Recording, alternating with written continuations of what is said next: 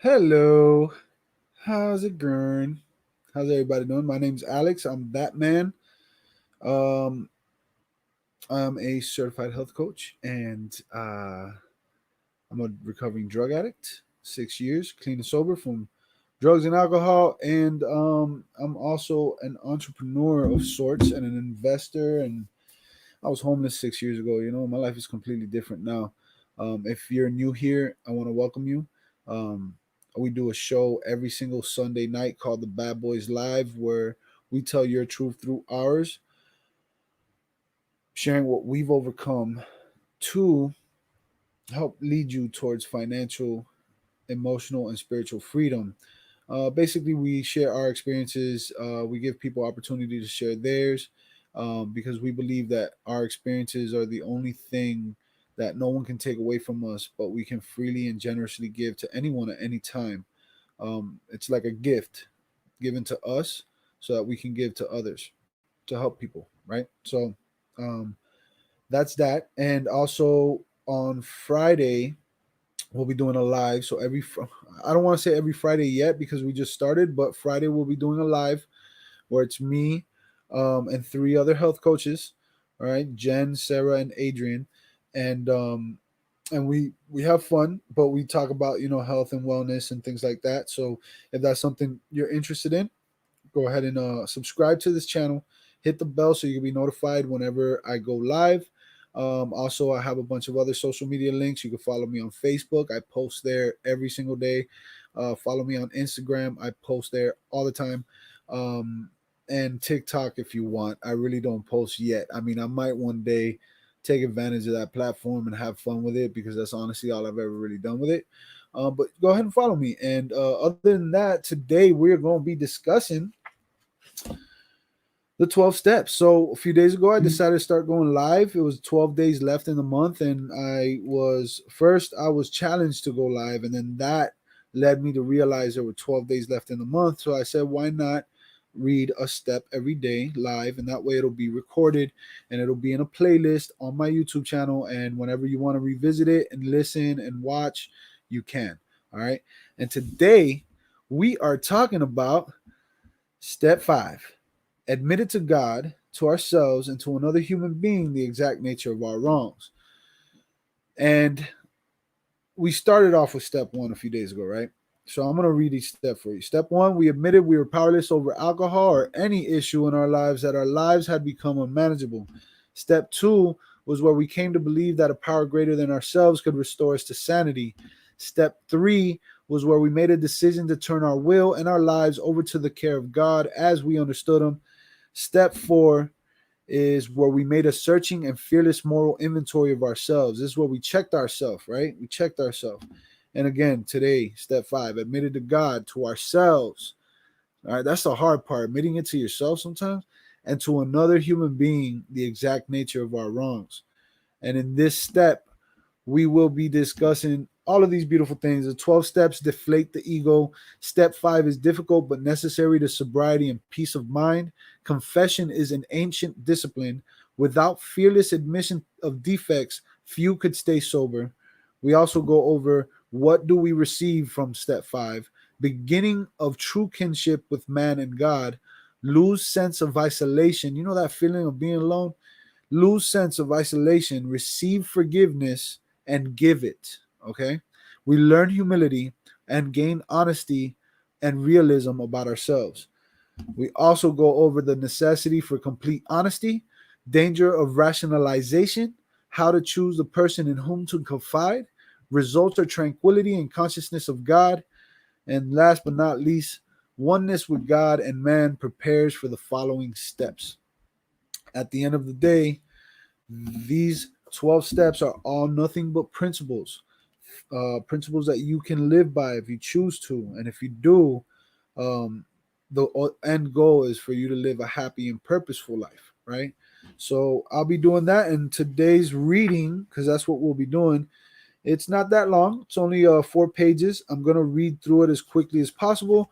I'll do my best to not pause as much as I can, but I do get passionate. If you've watched the previous steps, I do get passionate because I relate to this so well, because I see it more than just recovery from addiction.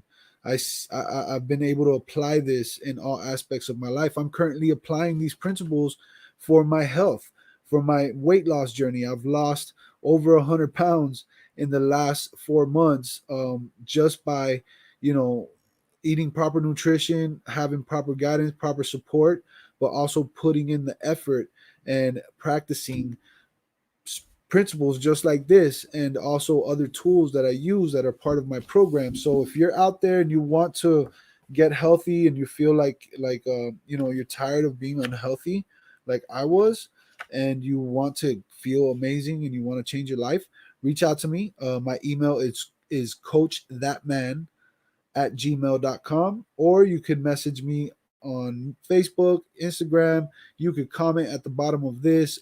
We will get into communication one way or the other. So let me see who's all up in here. If you're in here and you haven't said hi, say hi. What's up, Jack? What's up, Jen? That's my sensei right there. There's Sensei. Sensei. There's Sensei. What's up from your office? Yeah, I know where you're at. What's up, Jack? Jack is doing amazing. He's on day 8 and he's lost 7 pounds already. You're doing awesome. And he's feeling more energized. Jack, I need you to make a post on Facebook so I can share it with the world. We got to inspire people. We got to change people's lives, Jack. I'm so happy for you, man. So I'm going to get right into the reading, y'all. All right. Like I always say, keep an open mind. Listen to this and just keep an open mind straight up. This could really, resonate with you, and you could hopefully learn something that, um, or maybe revisit a principle that you were taught growing up that you just haven't, been applying much, right? And this one's especially amazing because this is about integrity. This step 5 is all about being and acting the way you say you are, right? It's being the same person in front of others as you are when no one's looking. Because you know very well how easy it is to be a certain way in front of people, and then when no one's looking, sometimes we're a little bit different. Sometimes we say things or act or feel a certain way that we just don't want to tell the world, right? But it's not necessarily about telling the world. It's more about you understanding it, right? So this is where we discover integrity. All right. And that's essentially the principle, I believe. That's my opinion. Again, these are my interpretations of the 12 steps. Okay. So what's up, Boatman? Say hi to a few more people. Boatman, what's going on? Name so nice, you gotta say it twice. Alex wins. You win too. Everybody wins. Jack said he's gonna work on that post. Awesome. Looking forward to it. Can't wait to share it, man. Like, that's amazing. All right. So here we go. Step 5. And if you haven't hit the like button and you like this kind of stuff, hit the like button. All right. And if you want to share it with your social media platforms, please do. The more people we can spread these messages to and share this with, the more possibility that we can help someone out. So, what's up, CJ? CJ's in the building too. All right, here we go. Step 5: admit to God, to ourselves, and to another human being the exact nature of our wrongs.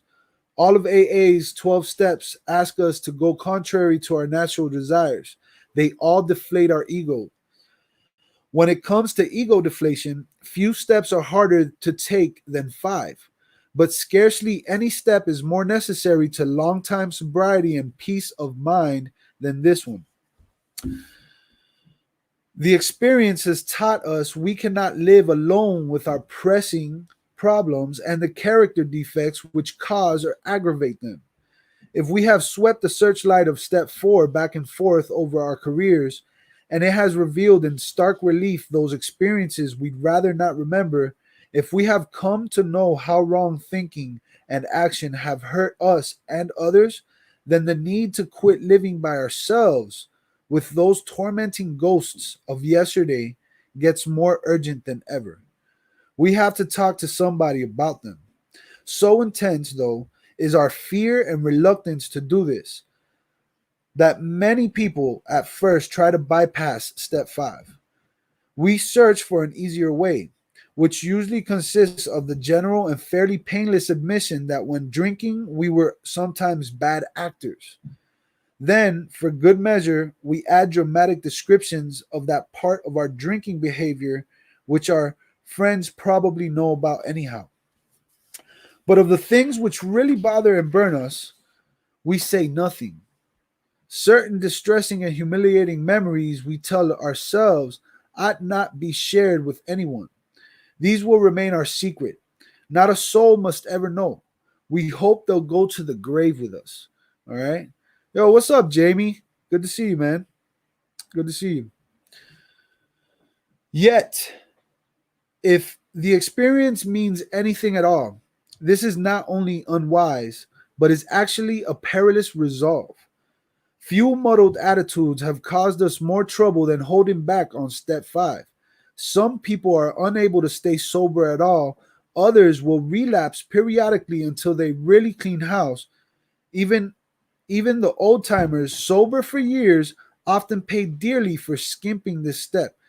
That part where it says others will relapse periodically until they really clean house, and some people are unable to stay sober at all. Like, imagine imagine your attitudes.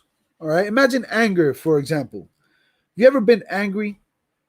I know you have. Everybody has.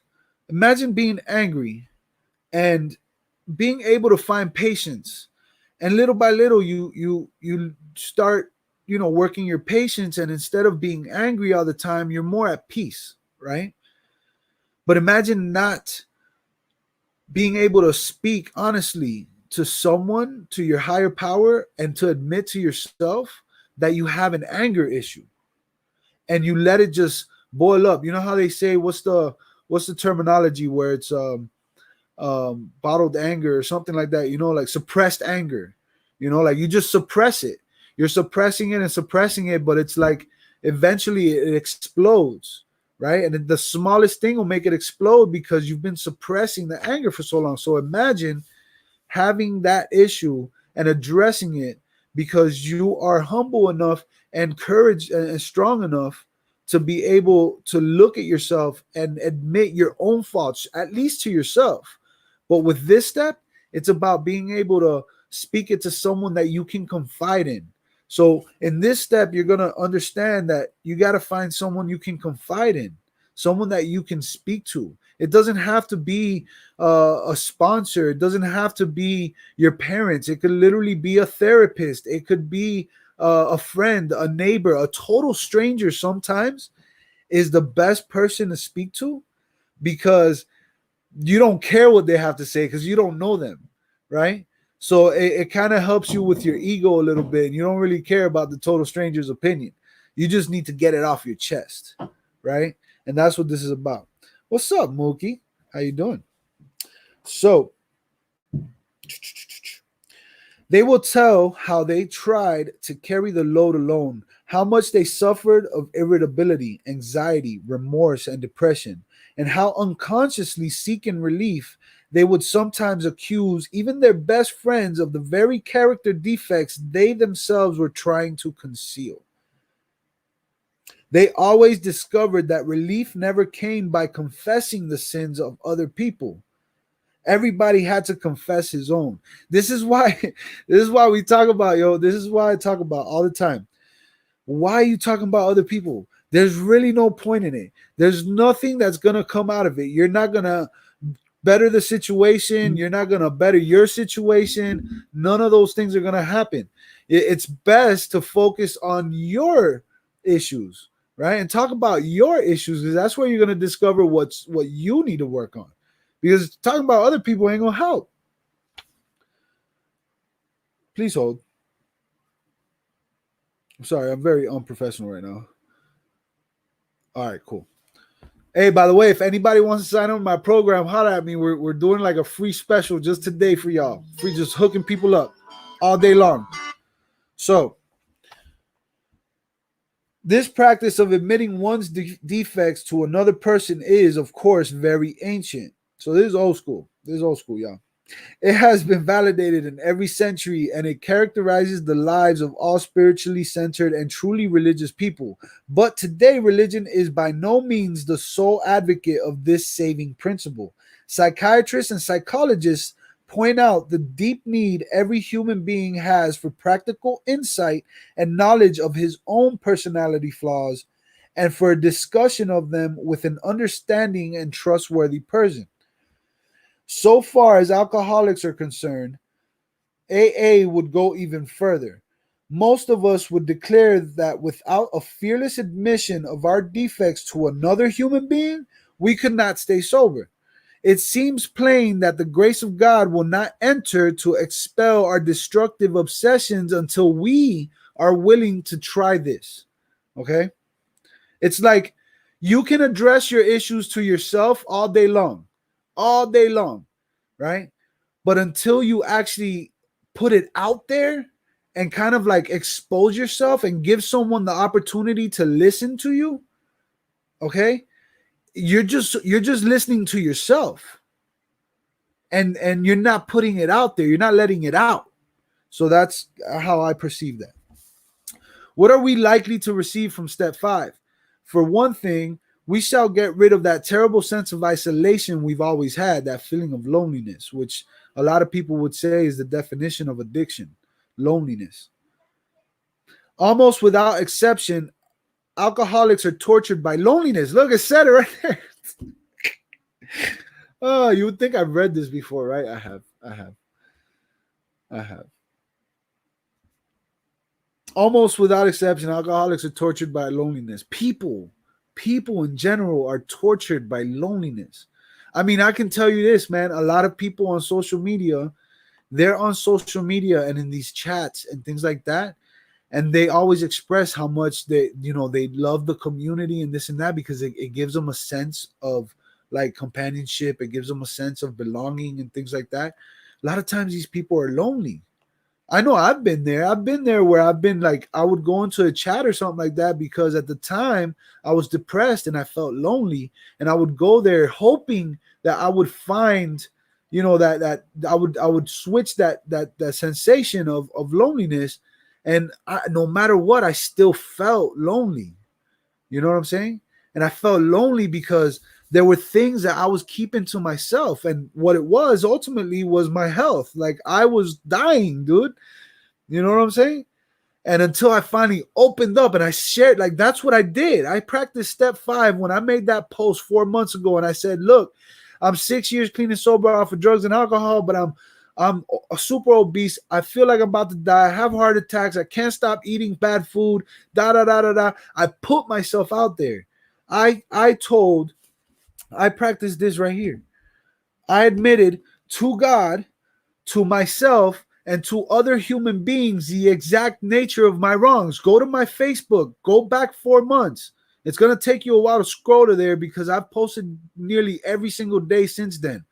Okay, I've been journaling I've been showing my transformation and the things that go in my head and the beauty that it is to change. I've been showing that. But if you go back 4 months and you see that post, you'll see that I was just expressing what I was thinking, what I was feeling, and how I was acting and what I wanted to change. Right? And that's what this is. See, I do that and then I forget where I was at.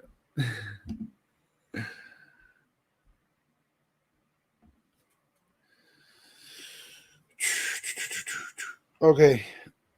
Tortured by loneliness. Even before our drinking got bad, or even before our emotions were turmoiled, right?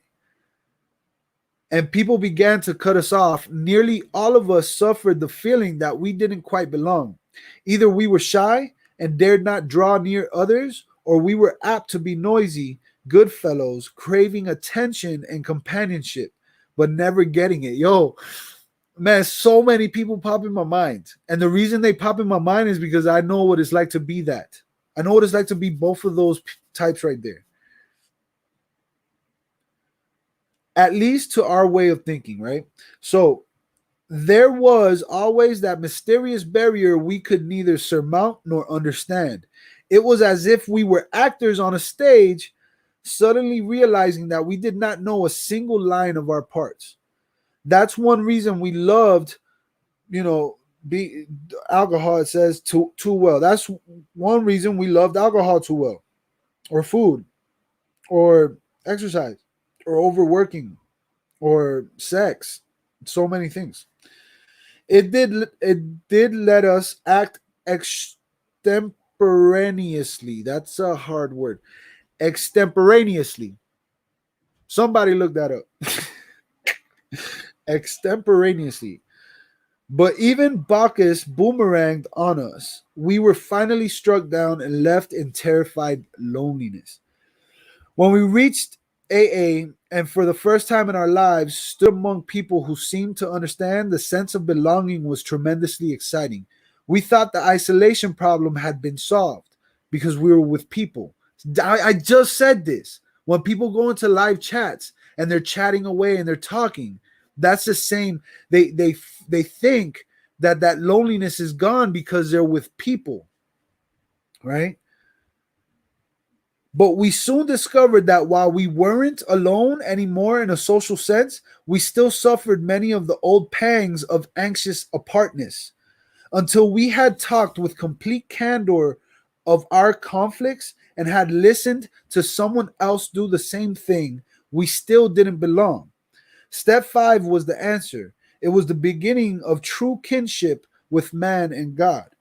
This vital step was also the means by which we began to get the feeling that we could be forgiven, no matter what we had thought or done. Often it was while working on this step with our sponsors or spiritual advisors that we first felt truly able to forgive others, no matter how deeply we felt they had wronged us. Our moral inventory had persuaded us that all around forgiveness was desirable. Okay? It's very difficult to forgive, very difficult, especially to forgive yourself. All right. Look, there goes Mookie with the extemporaneously. What's the word again? Extemporaneously. The adjective done, spoken, performed. So let's replace that. Let's replace that. Where was it again? I literally just found it. Where did I put it? Uh-oh. Oh, it's right here. Okay. All right. That's one reason we loved alcohol too well. It did let us act without special advanced preparation. This doesn't make sense.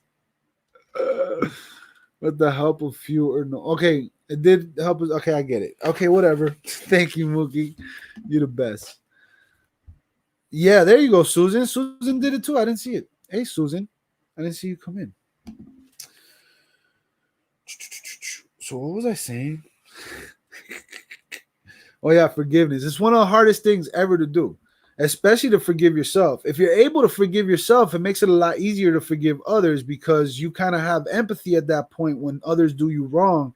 So you kind of put yourself in their shoes and you kind of forgiveness. But forgiveness isn't forgetting, it's just simply letting go, right?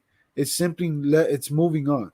So yeah, that's how I look at forgiveness. Um I forgot where I was. Oh yeah, I already did that. Okay, I'll read that last sentence again. Our moral inventory had persuaded us that all around forgiveness was desirable. So you go from, not wanting to forgive people to actually desiring that feeling of freedom when you forgive someone. You know what I'm saying? Instead of like holding a grudge and like, you know. But it was only when we resolutely tackled step 5 that we inwardly knew we'd be able to receive forgiveness and give it too. Getting to know yourself, expressing that to your higher power, to someone else, to yourself, admitting it.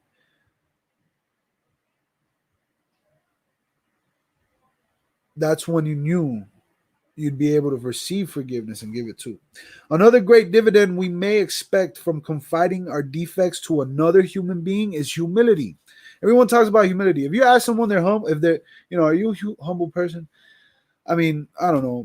I would assume most people don't even know the real true definition of it. People don't know the real definition of humility. But that's okay. So if you watch this continuously, we're going to get to step 7 soon in a couple days. And that's all about humility. But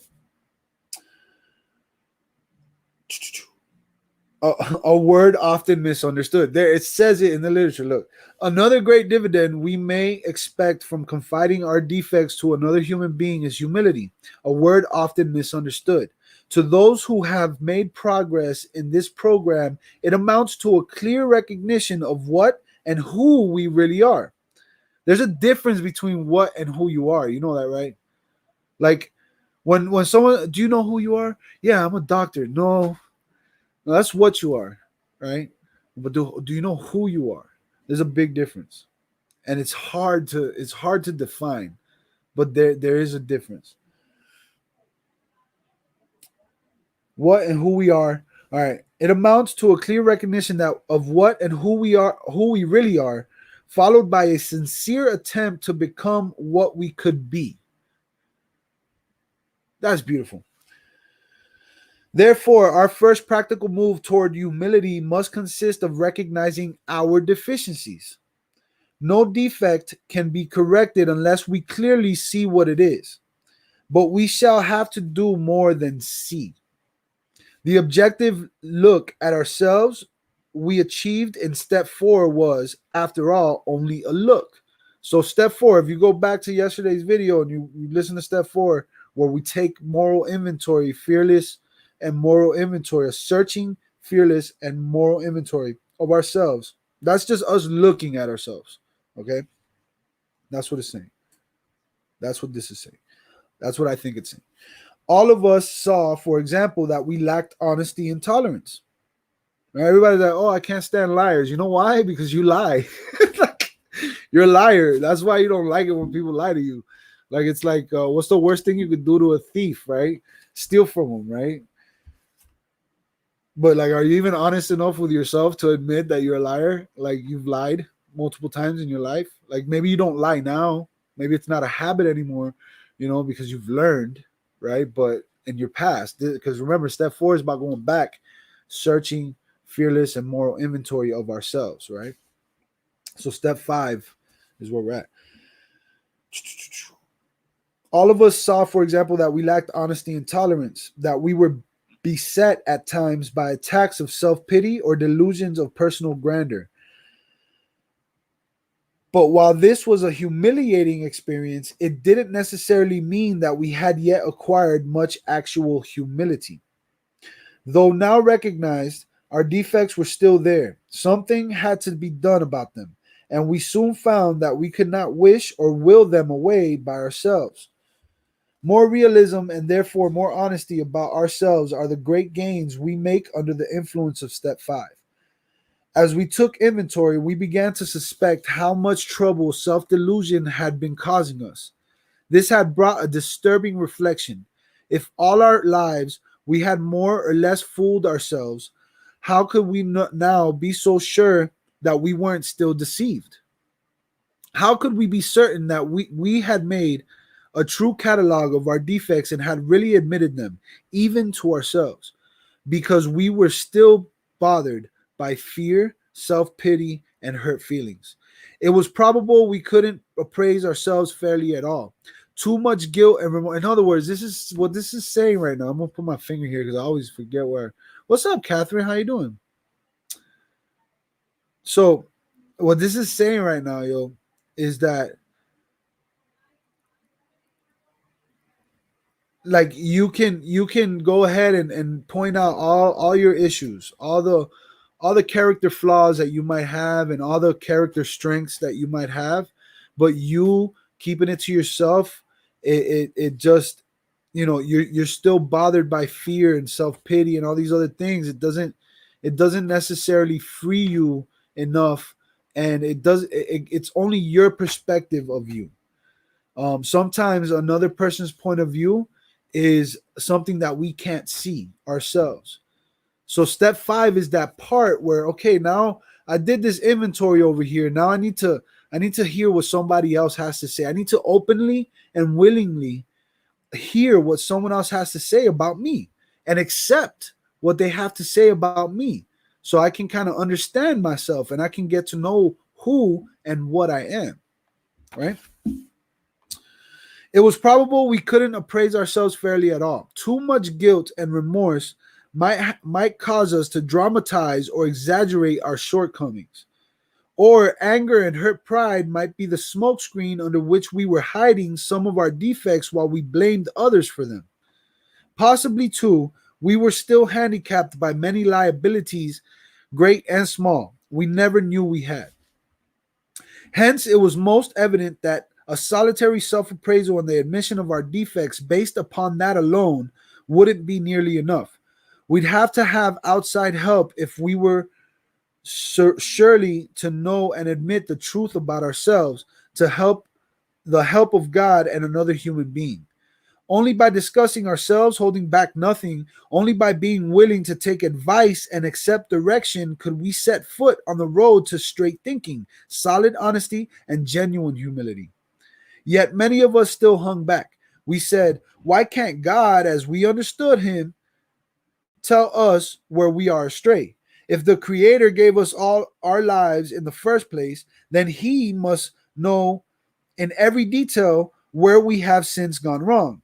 Why don't we make our admissions to him directly? Why do we need to bring anyone else into this? At this stage, the difficulties of trying to deal rightly with God by ourselves are twofold.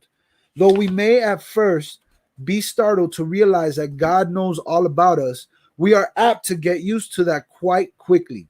Somehow, being alone with God doesn't seem as embarrassing as facing up to another person, right? So that's where like your faith really comes in. You know what I'm saying? That's where, yo, how right is your relationship with God? How much faith do you really have, right? Because are you really trying to speak with God, or are you just putting stuff out there?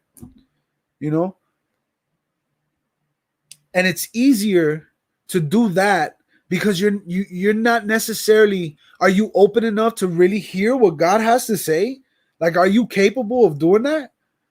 Because God doesn't tell you in words, really. I mean, I'm sure there's people who have heard, but from what I understand, God doesn't speak to you in words.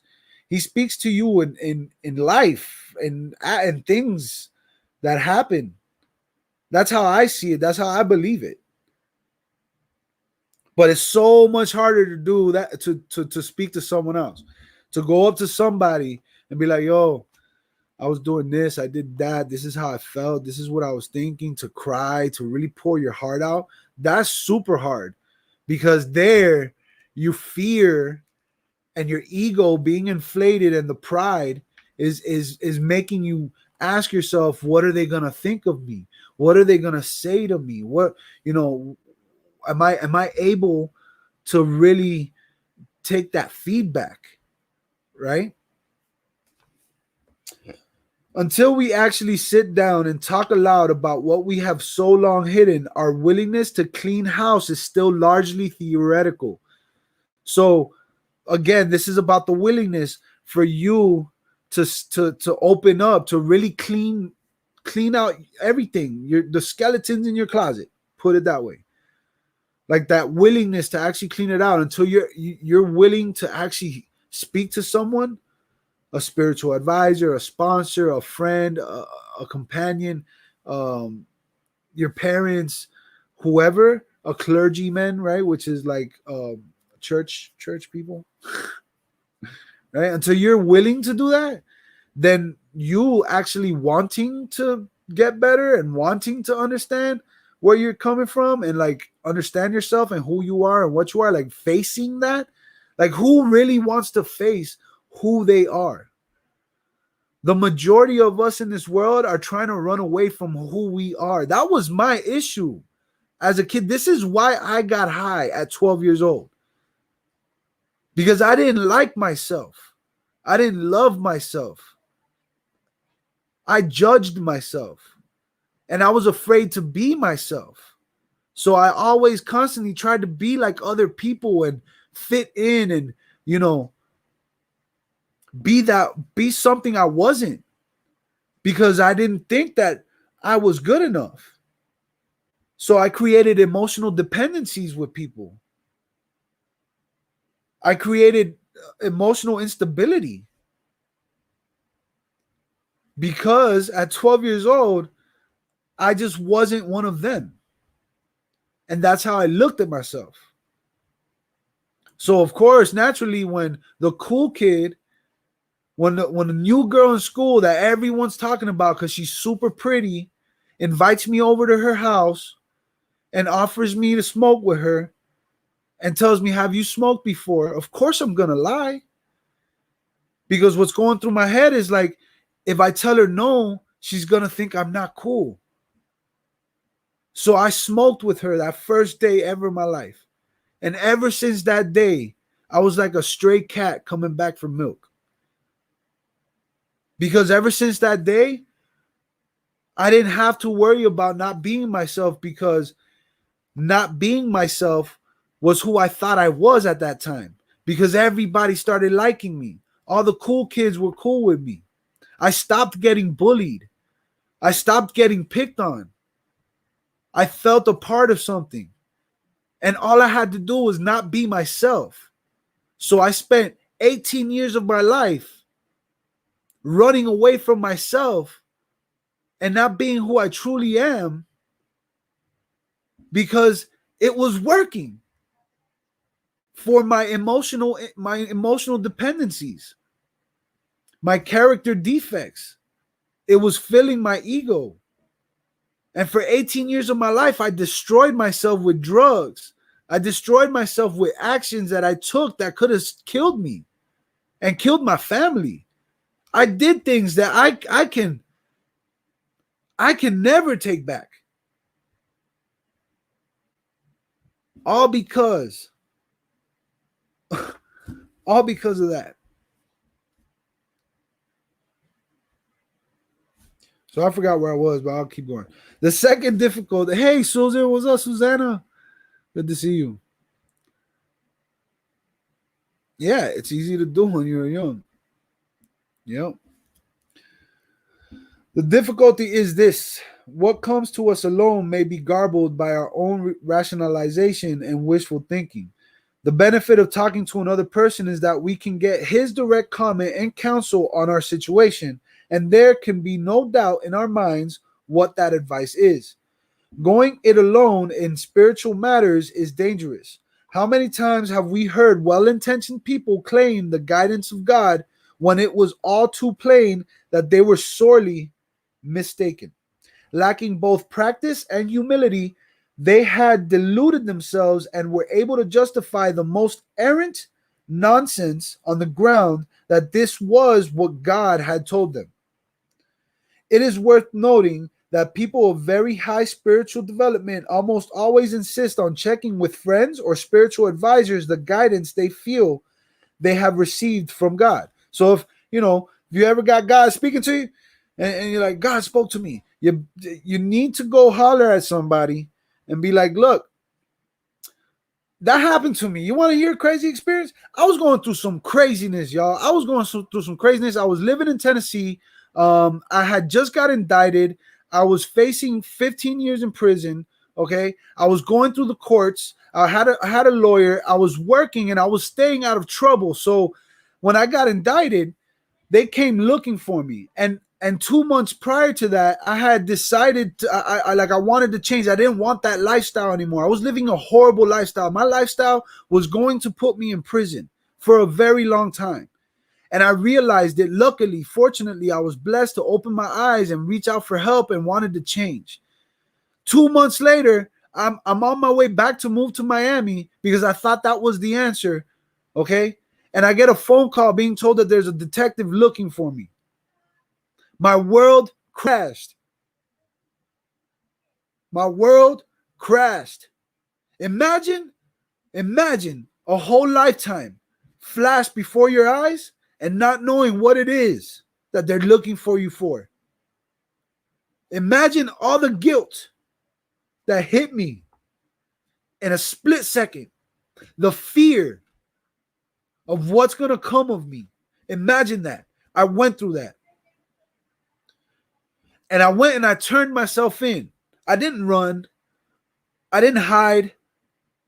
I literally went and turned myself in without knowing what it was that I'm going to jail for. Without knowing what it was that the Supreme Court got together one day and said, we want this guy in jail.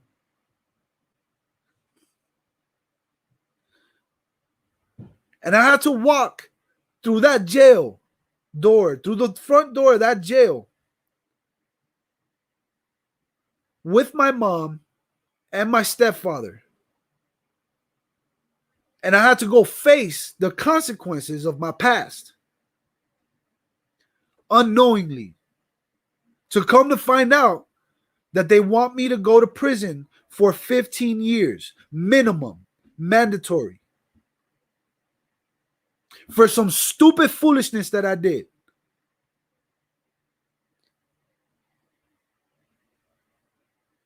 Imagine that. And I forgot why I was even saying that right now. Oh, man. Where was I? Oh. But in that process, as I tried to change, okay, I was blessed and I was fortunate. But in that process, I was losing my mind because I didn't have faith. I was going to church, but the emotions that I was feeling wasn't what I thought it was. They were simply emotions of guilt. So when I was raising my hand up to Jesus and crying, they were emotions of guilt. But I could have told you it was the Holy Spirit. But looking back and having more consciousness of that situation, it wasn't. I still was not allowing God into my life, even though I was going to church almost every day. I still was blocking God out of my life because there were still things that I didn't want to talk about. I didn't want to acknowledge me. I still did not love myself. And here I am at work. I was a painter. And here I am at work, sober. I was clean. I didn't do drugs. But I was losing my mind. And I was reading the Bible. And I was reading Revelations, man. Oh, man. Do not do that to yourself if you're not spiritually ready, yo. Do not read Revelations if you were not spiritually ready. I was reading Revelations and I heard God talk to me, yo. Right? But it was my own mind. My own mind was telling me, God wants you to go to prison. Like, and fortunately, I ran from my job. I was working at the time, and I told my boss, yo, I need to go to the church. I need to talk to the pastor. And I went over there, and I started telling the pastor all these things. And he literally listens to me, and he looks at me and goes, Alex, God does not want you to go to prison. And he didn't laugh. I'm laughing now, but it was not funny back then. And ultimately, right, God's will was done because at the end of the day, I didn't go to prison. At the end of the day, I was my felony of 15 years that they were trying to give me was reduced to 1 year probation, and it was reduced to a misdemeanor. I am not a felon. But God was talking to me and telling me I'm supposed to go to prison so I can preach his word to people. Yo, but ultimately, if God's will was done, then that wasn't God speaking to me because it didn't happen. Right?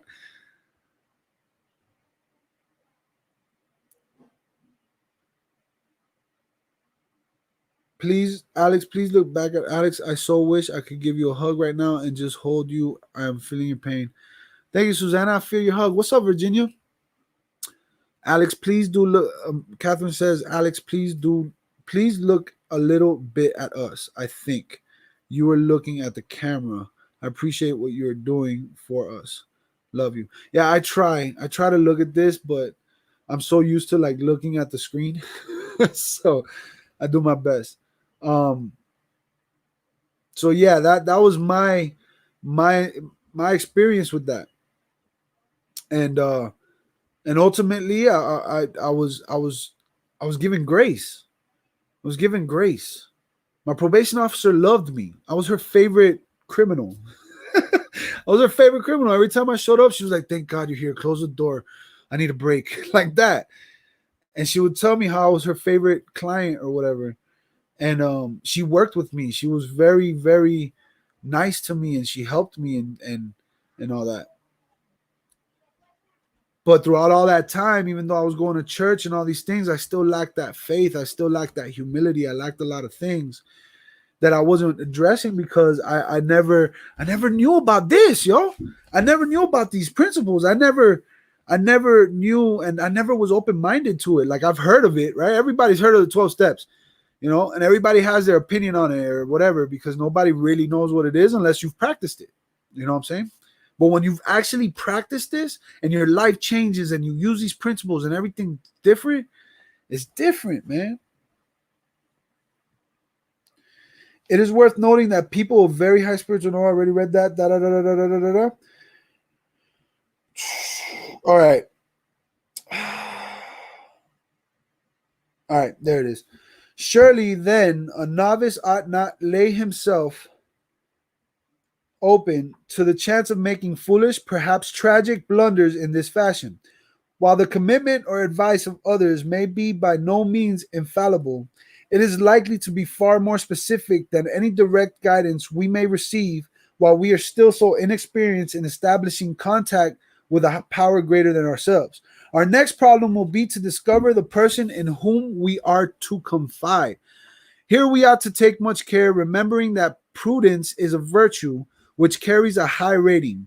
Perhaps we shall need to share with this person facts about ourselves which no others ought to know.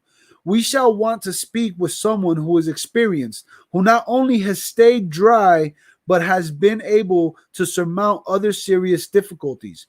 Difficulties perhaps like our own. This person may turn out to be one's sponsor, but not necessarily so. If you have developed a high confidence in him and his temperament and problems are close to your own, then such a choice will be good. Besides, your sponsor already has the advantage of knowing something about your case. Perhaps, though, your relation to him is such that you would care to reveal only a part of your story. If this is the situation, by all means do so, for you ought to make a beginning as soon as you can. It may turn out, however, that you'll choose someone else for the more difficult and deeper revelations.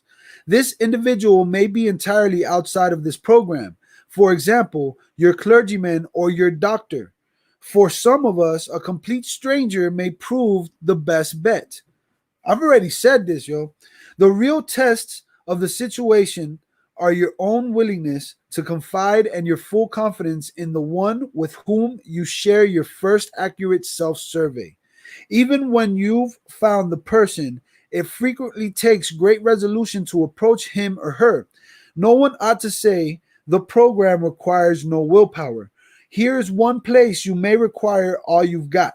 Happily, though, the chances are that you will be in for a very pleasant surprise. When your mission is carefully explained and it is seen by the recipient of your confidence how helpful he can really be, the conversation will start easily and will soon become eager. Before long, your listener may well tell a story or two about himself, which will place you in even more at ease. Provided you hold back nothing, your sense or relief will amount for from minute to minute. So I experienced this.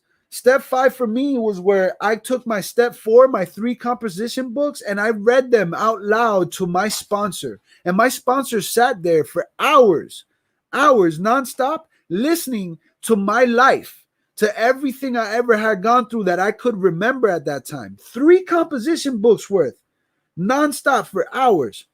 And he listened to it. And as I was saying this to him, it was totally different than just writing it down.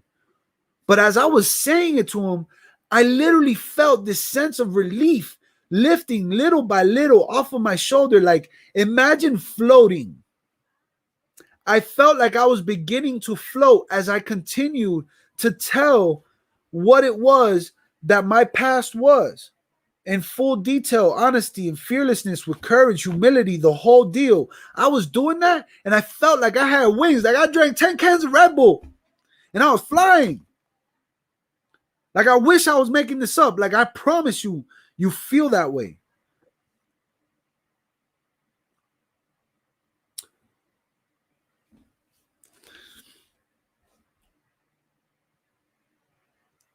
It's crazy. We're almost done. We're literally only got like a couple sentences left. The dammed up emotions of years break out of their confinement and miraculously vanish as soon as they are exposed.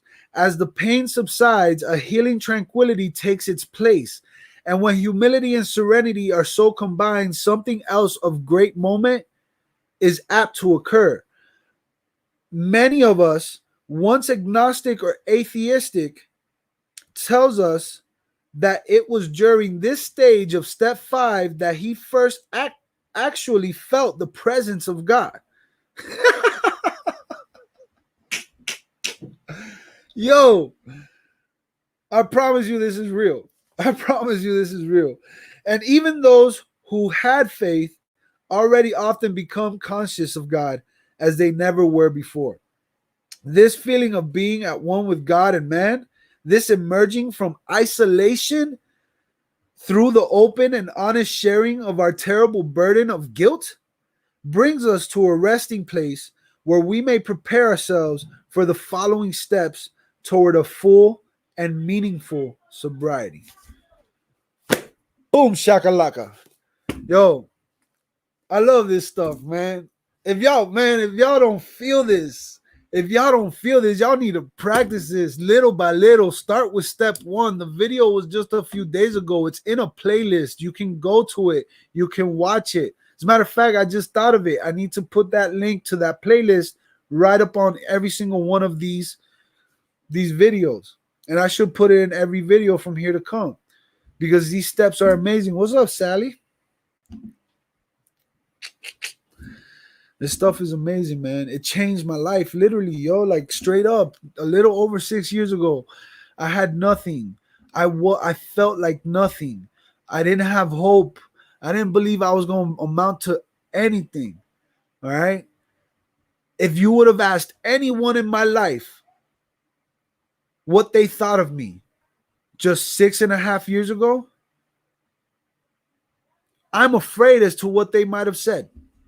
They probably wouldn't have said it in front of me because they would not have said good things. Some of them would have cried because they wanted the best for me. Some of them would have yelled because they were tired of me. But not a single soul that I know would have expressed happiness about me. And now my life is different because in 6 years, I started and continue to practice this in all aspects of my life. The times that I failed to practice this were the hardest times of my life. And those times were in recent times, in just the past couple years. When I failed to pick this up and read through it again to refresh myself, when I failed to take self-inventory, when I lost willingness, when I lost faith in these recent years, that's when my life started going in the opposite direction. Because there's only 2 ways you're going to go. You're either going to go forward or backward. You're not going to be stagnant. No one in life is going to be stagnant. Your life is not just paused. You are not paused. You're either changing for the better or you're changing for the worse. Practicing these steps help you have a control of that change to a degree.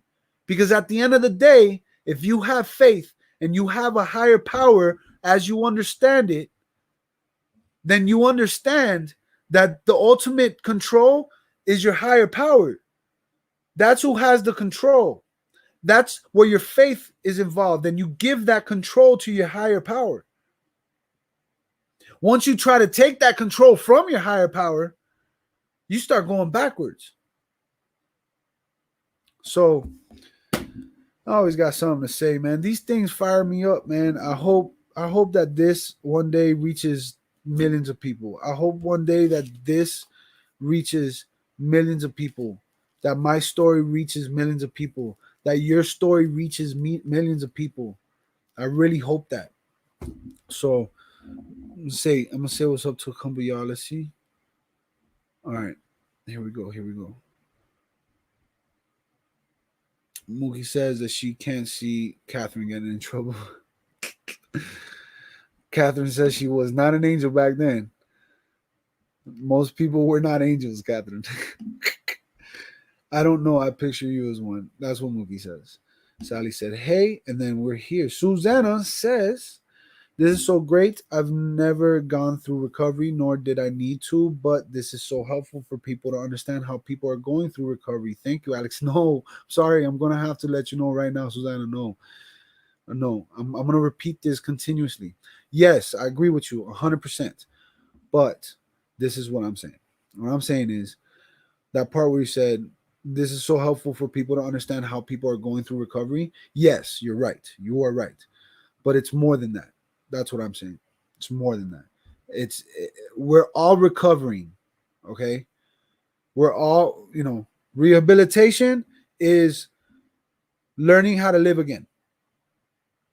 Recovery is getting back the things you've lost.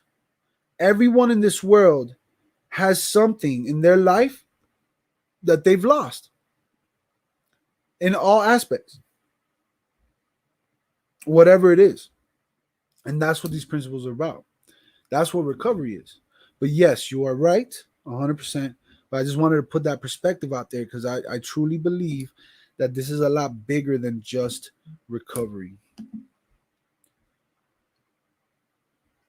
Catherine says, I don't think it's easy at any age, sweetheart. Julie, what's up, Julie? She said, recovery brought me to a power greater than myself, whom I still serve, Father God and his Son, Jesus Christ. Amen. Nothing filled the void and hole in my soul but him. Fact. Mookie says, no, you're right. It isn't. To Catherine. And Julie said, I lost it. Where'd it go? And Julie said, God is laughing at your plans. You're right. He is. Catherine says she could relate so much. Everyone's saying hi to each other. Mookie is sharing a link for Julie's auction. Go check her out. If you guys aren't already subscribed, go subscribe to her. Show her some love.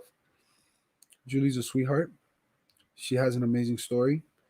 And one day I'd love for you to come on Bad Boy Live and tell it. And what's up, man? Debrada Day, how's it going from Facebook? I didn't go to treatment. I didn't go to AA until the 10th day of sobriety. Beautiful. So, guys, thank you again for tuning in. Don't forget, Fridays. As of right now, it'll be Fridays. I'll be going live with 3 other health coaches, Jen, Adrian, Sarah, and myself.